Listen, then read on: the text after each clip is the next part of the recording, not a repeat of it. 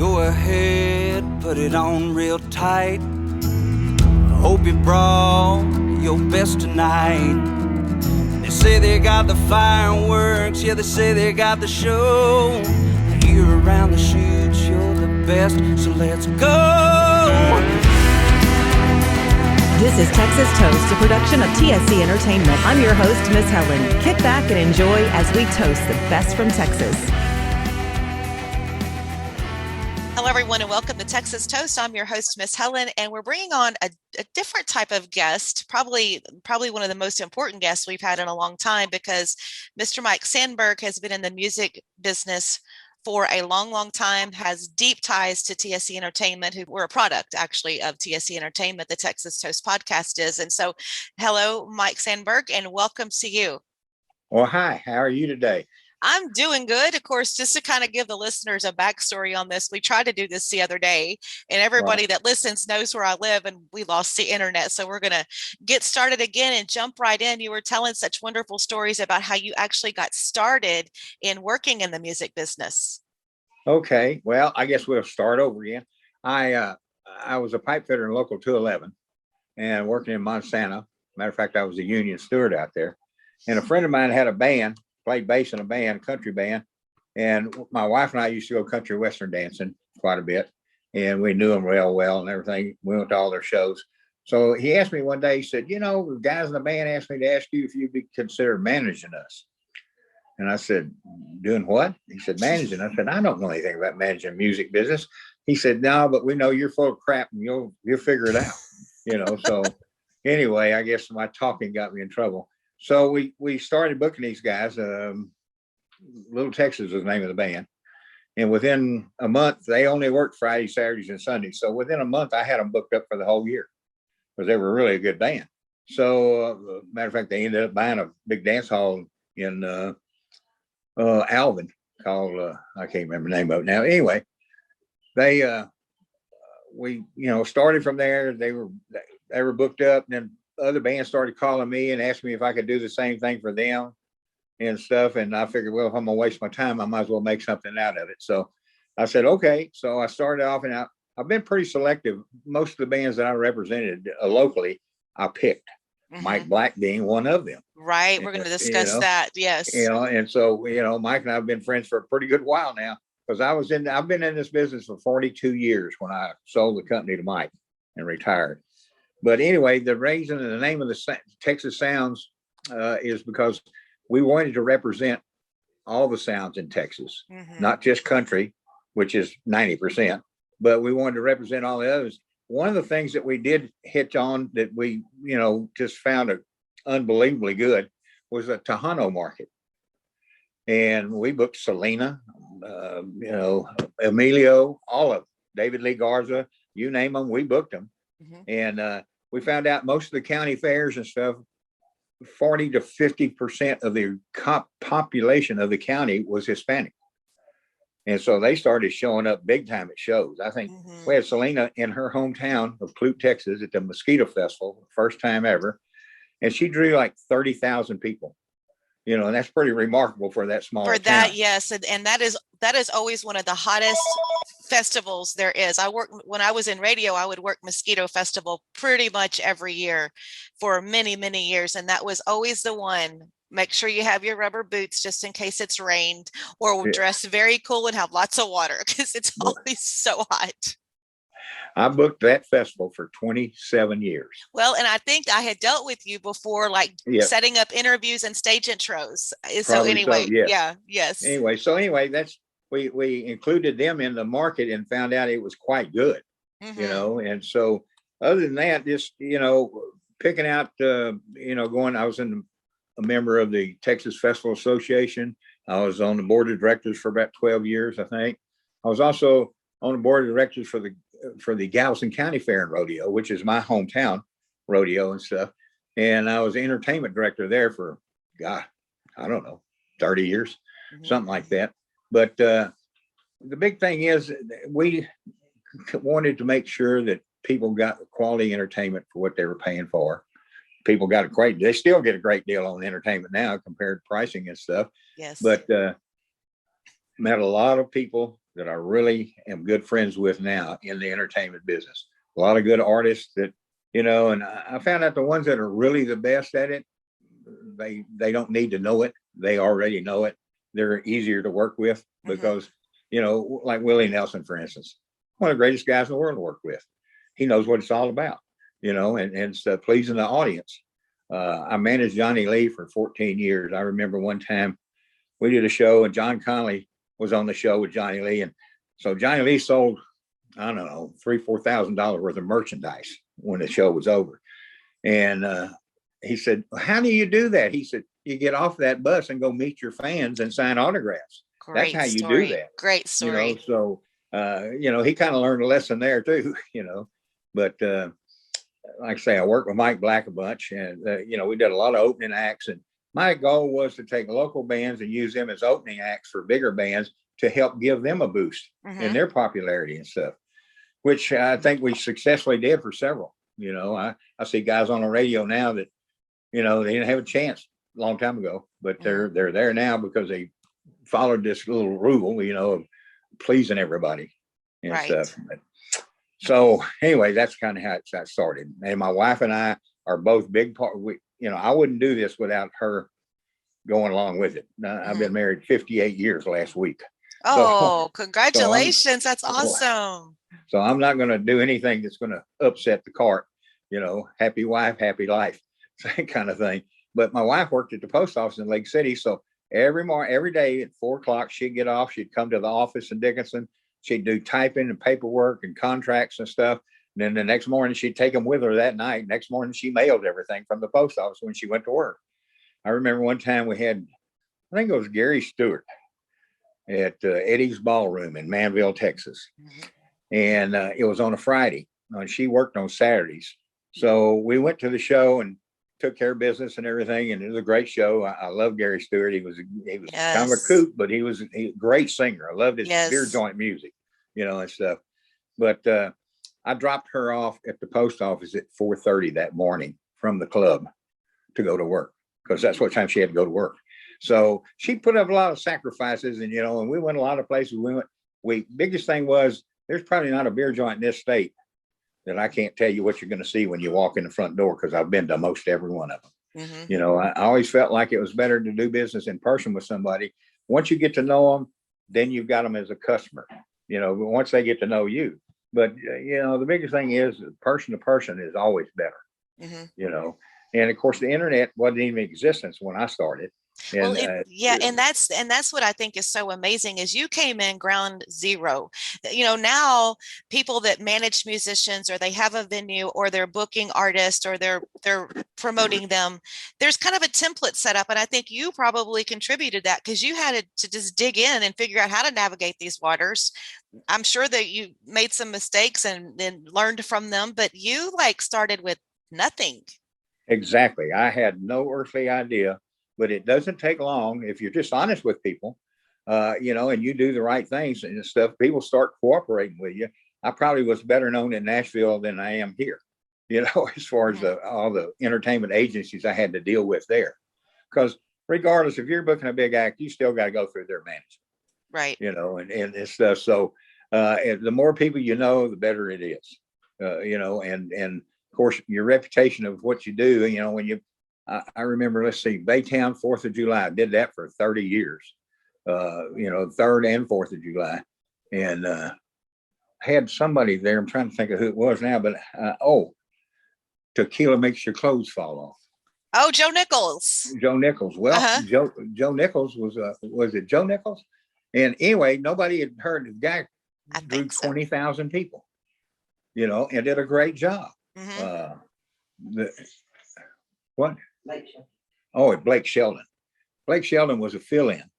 Oh my goodness. On July the 4th in Baytown. And I think that's where it all took off. He sold every bit of merchandise he had. He was on his way to California. He took this job last minute. He sold all the merchandise out of his trailer and his bus and everything. They had to reorder it to meet him up in California with more stuff to sell and everything. One of the biggest shows he said he had ever done. And the guy was really a pleasant person to work with. He was a neat guy, great music, good singer. had a good band. They were easy to work with. And that's kind of what you look for, is people that want to make the money, want to do the right thing in the business, and then they're easier to work with, you know. So anyway, that's some of those stories. I've got tons of them. Those are wonderful stories. And one of the things that we try to do with the podcast here is we expand to where we get the Mike Sandberg on here, because we have a lot of young artists, like a lot of Texas music artists that are up and coming. And that was one of the things I always liked to support in radio. My door was always open. Like somebody's grandpa came by and threw a CD down. You never know who that is going to be or will be.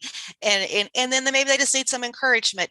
But that's what we're here for here with the Texas Toast podcast. We've had some veterans, we've had some artists that are just charting their first song, and it's exciting to see those careers bloom.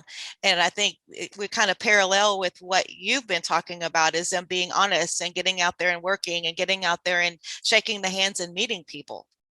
Exactly. You know, I recall a time of doing a convention, state fair convention. I think we were in Dallas, and we had a show. You know, they have a thing at the convention where all the exhibitors have a space and stuff, and they have a time for everybody to come see them all and stuff. So I was there at my booth, and this guy and his wife came up and said, and they had a little girl with them, and they said, our daughter wants to be a country singer. What can you do to help her? And I looked at her, and I think she was 14. I said, can you sing? She broke out a cappella, shut everybody in the whole building down. She was great. And I acknowledged that and everything. I said, she's 14. I said, what do you expect me to do with a 14-year-old? I can't put her in a beer joint, and stuff. And they said, well, what can you help? I found out that there was a Opry in Fort Worth, and I got the hold of the guy. I got her book there, where she was a regular. Her name was Leanne Rhymes, by the way. Oh, geez. And so I met her when she was 14, and I've done shows with her ever since and stuff. And she's a great girl and a great singer. And then Greg Hunt got a hold of her at Rosewood. She recorded there her first single, Blue. Right. Exactly. And so, some of that stuff really makes me feel good to know that I had part of it. Oh, that's awesome. The only thing bothered me was she played the Opry, but the Opry band was Gary Stewart's band on the road. So every time I booked Gary Stewart, they'd leave the opera and go do his shows. And she got mad at me for that. I said, well, I can't do anything about that. But anyway, it's amazing how some of it all ties in together and stuff. But I've really, really enjoyed the years I put in the business. And there were some times, I remember some times when you're saying, where's the promoter? It's time to get paid. Oh, he left a while ago. I had one in Pasadena that he faked a heart attack, got hauled to the hospital on an ambulance, took all the money in his briefcase. I went to the hospital, pulled the sheet off of him in the emergency room, and the briefcase was there with all the money in it. Yeah, and this was a Bo Diddley show in Pasadena. And so he ran off with all the money. We had to chase him down. That sometimes you can chase them down and get your money, but sometimes I just had to write a check to the entertainer, because I never let an entertainer not be paid. Right. So sometimes it costs me, but that's part of doing business. Right. And it's stories like that unfortunately happen, but I love you sharing, because so many of us, I'm thinking about all the shows you've booked and with all the things you've done, and how so many people listening have probably been to a show that you're responsible for getting the entertainment, providing the entertainment, but people don't realize all those little details that go on behind the scenes. And then something like that, it's hard work. You've really worked hard these years. The writers were kind of ridiculous sometimes too. I think the Classic Rock All-Stars, I booked them they were in Clute at the Mosquito Festival. Mm-hmm. And these guys were former members of major groups. Inagata DeVito was one of the lead guitar player songs and stuff. Anyway, these guys told me, said, we're older guys, Mike. So on that rider, it says fresh fruit or stuff. So I said, okay. So anyway, on the way there that day, I stopped at a fruit stand, bought a whole watermelon, and brought it to him and set it on the table. I said, there's your fresh fruit. And these guys are fun. Of course, one of them said their problem was they were all one of them was a vegetarian. Uh-huh. Caused so much trouble in restaurants and feeding them at a show or something because he was a vegetarian. And he told me one day, he said, maybe if you get off that meat stuff, you look as good as I do when you're my age, and your wife too. And Oh and my the goodness. band leader said, you know what? He's at least 10 years older than you, looks better than you now. So shut up. But anyway, it was sometimes experience. I think raising two daughters helped. Once Oh you've raised yes. children, it helps a whole lot because we always considered most entertainers not quite up on social stuff or whatever. They kind of like raising your kids. You can tell them 100 times whether they're going to Yes. do it or not is another story. you know Yes. and I've seen a lot of artists that could have been really big had they trusted people, Hmm. but they maybe got burnt by the first guy they dealt with or something, and just didn't trust anybody after that. And it's kind of like this: you can go to a nightclub, and the first thing that guy's going to say when you try to sell him a band is, "Well, are you any good?" What do they expect? A band goes and asks for this job. What do they expect them to say? Well, no, we're terrible. No, Right. and stuff. So it has a little more validity coming from me than it does coming from the band. Hmm. And sometimes that's enough to sway them to hire them. And once they got in and do their job, they're back whenever they want to be. Right, right. Wow, good stuff. And so you pass the torch to Mike Black. He's now with Texas Sounds. It's rebranded to TSE Entertainment, and Right. Mike has a wonderful story. He did so much in music. He has so many people that still follow him and still love to play his songs. Listen, I love his music. I don't see why some of it we haven't redone, I told him resent the out. same thing. Flip flop Uh, cowboy, hello. I've been telling yeah. him that for years. I mean, and he's got a couple of Mexico songs that are just Yes, dynamite, and yes. stuff. And at one time, Mike was, I think he was jukebox entertainer of the year in Texas, Yes, he was. Hmm. from people playing his songs on the jukeboxes and stuff, everything. Mike was very popular rolling across Texas. Oh, And of course, yes. I had to answer that question every time I talked to somebody new. No, he is not kin to Clint Black. Oh, I know. You're right. I would get that every time. Well, is he kin to him? No, but he has two other brothers. You want to book them? But Right. anyway, so Mike was just a dream to work with. I'm telling you, because he had the talent and he had a personality to go along with it. Yes, yes, he did. And great work ethic. Great work ethic. Oh yeah, And he still listen, does to this day. oh, I remember so many times in the old bus. There was some good ones, I'm telling you. I think one time the window swung open and somebody almost fell out going down Oh the my road. goodness. But yeah, it's just one of those things. But Mike was, like I said, he was the first person that I talked to when I considered getting out. I didn't want to shut Texas down, Sounds down, and it be all of it. Oh, I I wanted know. it to carry on, and I Yes. knew that Mike would do that. Yes. And that's why I talked really strong to him about it, is because I knew he would carry on the tradition, to keep good music going, and people could trust you in the business and everything. Because, let's face it, entertainment agents don't have a real good reputation Hmm. for some reason. I don't know why, but we get everybody their jobs. But Right. Right. but but anyway, uh, Mike is. I'm sure he's going to carry on just like he is. He's increased the volume of Texas entertainment. Texas, I guess it's Hmm. TSE. Hmm. He's increased the volume of it just tremendously, more than I ever thought could happen in a short period of time. Right. But anyway, we're just, I keep track of it. I watch the music all the time. I listen to it all the time. And, I listen to it in the truck and when I'm going anywhere and stuff. And one of the reasons is I love music, Hmm. but I mentioned something real quick. A long time ago, I got started. I had a guy in the business with me. His name was Singletary. And he had a couple of friends. One of them was the River Road Boys. And we used to book them quite a bit. But we ended up doing a bunch of Bob Wills reunion shows. Oh, wow. And I got to meet everybody that was ever in Bob Wills' band, and those guys were so talented, but didn't know it. They liked the music, but they didn't know they were as talented as they were. And anyway, it was a pleasure working with people like that. I think Johnny Lee Wills was his brother. I booked him once.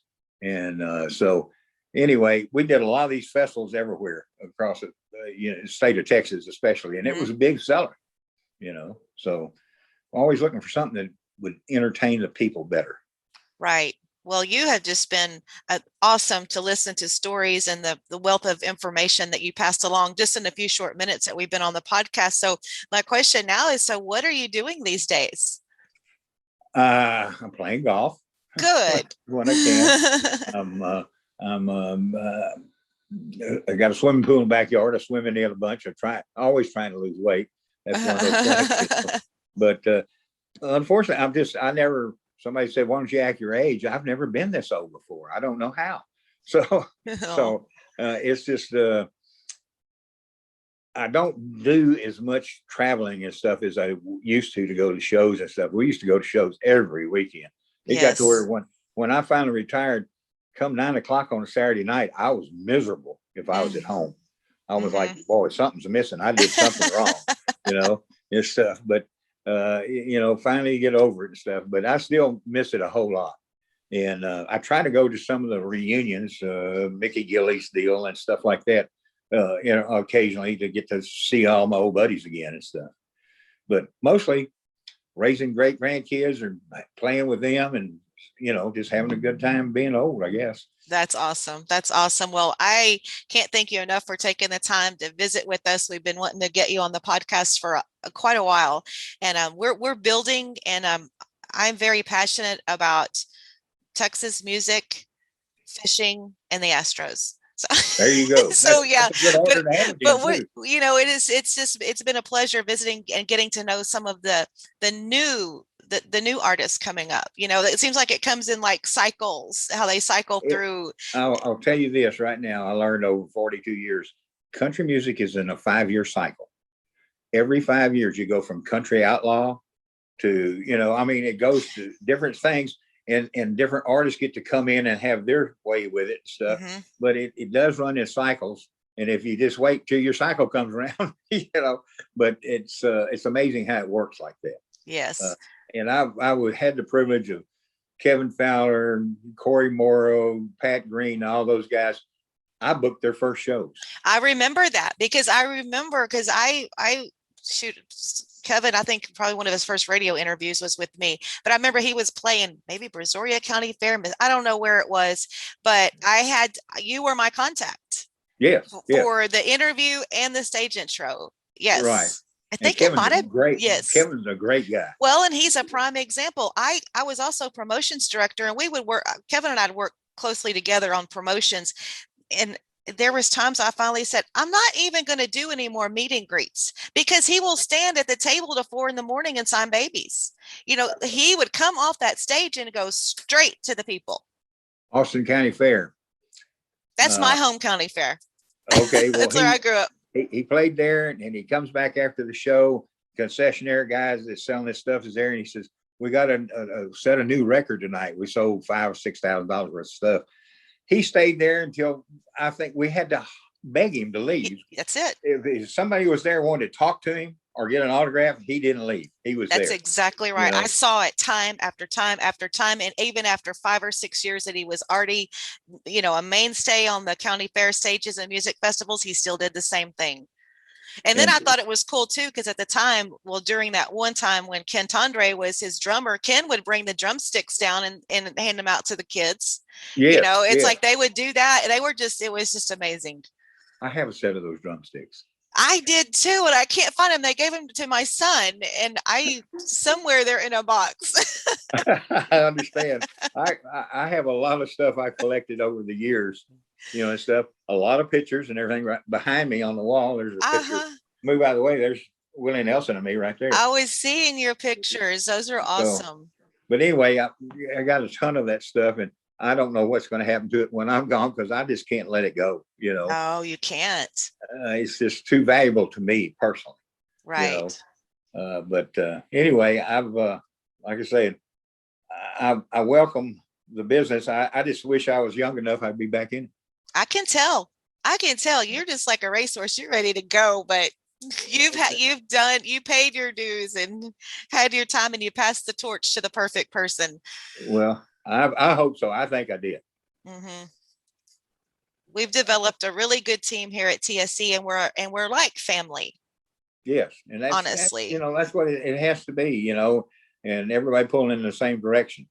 Mm-hmm. It's just it makes it so, and you've got more people to fire questions to and get results and see what you're gonna do. When you got more people you work with and stuff, that helps a whole lot. You can test stuff out on people and say, what do you think about this, or what do you think about that?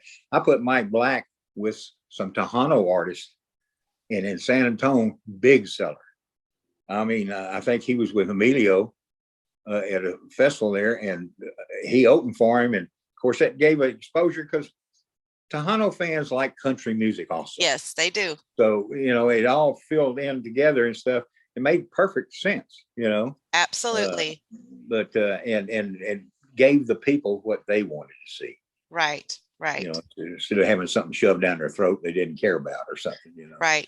Well, if you're ever down this way and you come to see Mike, I'm in Matagorda. He's up the road. He's a little bit more inland, like 7 or 8 miles. Hello. But I'd love to sit and visit with you some more. And I love the stories. Good. I've enjoyed this, and I hope it does us some good. Yes, I'm sure it will. So, before I let you go, there's always a question. Now, we mainly ask this to our musicians, but you could just answer this however you want. If you were a cocktail, what would you be? Oh, that'd have to be a vodka martini. Oh, nice. Perfect. All right. With Michael, a couple of olives. Perfect. Thank you so much. And it's been a pleasure and an honor visiting with you here at the Texas Toast Podcast. Thank you very much. Enjoyed it. And with a heavy tongue, she knew where I was from. As she left, I dared to say,